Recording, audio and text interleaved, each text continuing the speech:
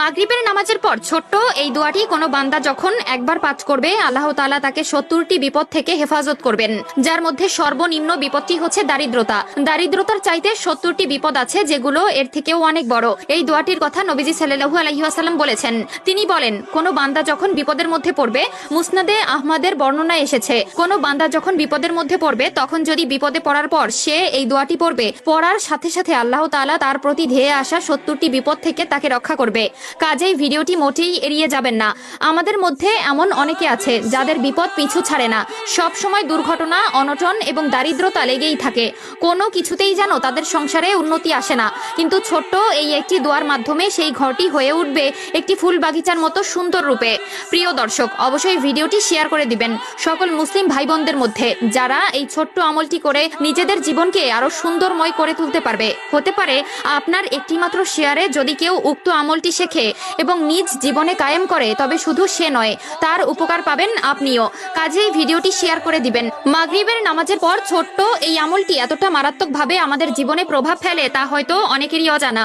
এমন অনেকে আছে যাদের এই দোয়াটি সম্পূর্ণ মুখস্থ আছে, তবে তারা এই দোয়াটির ফজিলত সম্পর্কে না জানায় এর প্রকৃত আমল করতে পারে না। প্রতিনিয়ত আমরা আল্লাহ তাআলার কাছে নিজের বিপদ মুক্তি ও শান্তির জন্য কতই না দোয়া করে থাকি, তবে সকল দোয়া কিন্তু কবুল হয় না। কিন্তু ছোট্ট এই দোয়াটি এত পরিমাণ শক্তিশালী, কেউ যদি চলতি পথে এই দোয়াটি পবিত্র অবস্থায় নেক মনে আল্লাহর স্মরণে একবার পাঠ করে, তবে সেই বান্দার আমল নামায় 70 লাখ নেকি জমা করা হবে এবং বান্দার করা 70 লাখ গুনাহ মাফ করা হবে। দোয়াটি হচ্ছে লা ইলাহা ইল্লাল্লাহু ওয়াহদাহু লা শারীকা লাহু লাহুল মুলকু ওয়া লাহুল হামদ ওয়া হুয়া আলা কুল্লি শাইইন কাদির। যদি কোনো বান্দা ছোট্ট এই দোয়াটি প্রতিদিন নিয়ম করে 3 বার কিংবা তার থেকে বেশি পাঠ করতে পারে, তবে আল্লাহ তাআলা তার দিকে আগত 70টি বিপদ নিঃশেষ করে দিবেন।